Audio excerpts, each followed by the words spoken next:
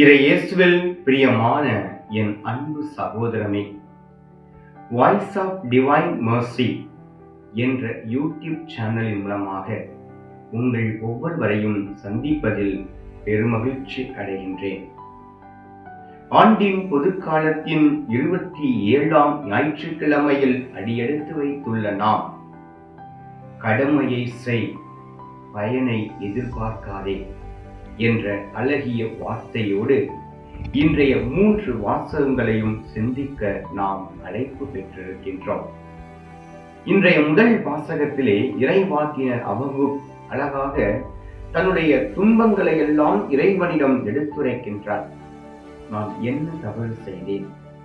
நீர் குறித்த கட்டத்திலும் நீர் குறித்த காலத்திலும் என் பணியை செய்யும் பொழுது இவ்வாறெல்லாம் நான் துன்பத்தையும் துயரத்தையும் சந்திக்கும் பொழுது ஏன் எனக்கு உதவவில்லை என்று கடவுளிடம் முறையிடுகின்றார். அதற்கு அழகிய வார்த்தையோடு கடவுள் அவருக்கு செய்தியை கொடுக்கின்றார். என் பணியை செய்யும் போதெல்லாம் உனக்கு வரும் துன்பங்கள் அனைத்திலும் நான் உனக்காக இருப்பேன் என்பதை தெளிவாக கூறுகின்றார்.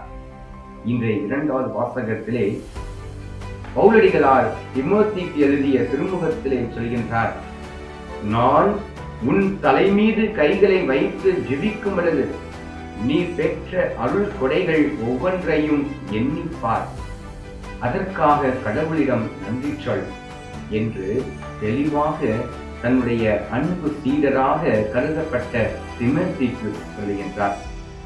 1 கொரிந்தியர் 9வது அதிகாரம் 18வது வசனத்திலே நாம் படிக்கின்றோம், நாம் செய்யும் ஒவ்வொரு செயலிலும் எச்சலமும் இன்றி நற்செய்தியை அறிவிப்பதே மன நிறைவு என்று.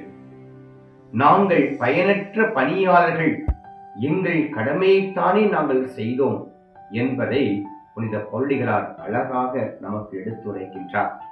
ஆம், இறையேசுவில் பிரியமானவர்களே, இன்றைய நற்செய்தியிலே அப்போஸ்தலர்களும் சீடர்களும் எங்கள் நம்பிக்கையை மிகுதியாக்கும் என்று சொல்லும் பொழுது அழகிய ஒரு ஊமையின் மூலமாக சொல்கின்றார்.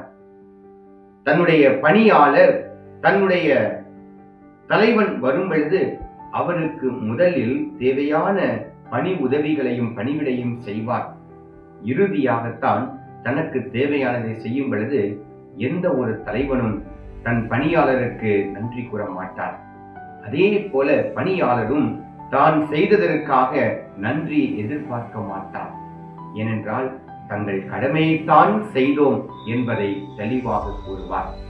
ஆம், இயேசுவில் பிரியமானவர்களே, நாம் ஒவ்வொருடைய வாழ்வும் ஒரு கண்ணாடியை போலதான் அமைந்திருக்கின்றது. கண்ணாடியிலே 3 வகைகளாக நாம் தியானிக்கலாம்.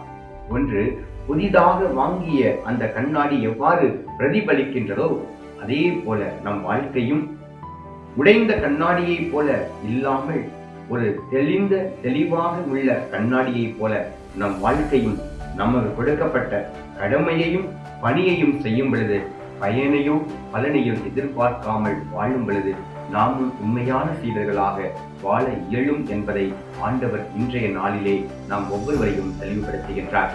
ஆக இன்றைய நாள் நம் ஒவ்வொருவருக்கும் இனிதாக அமைய இறைவன் நம் ஒவ்வொருவரையும் ஆசீர்வதிப்பாராக. ஆமீன்.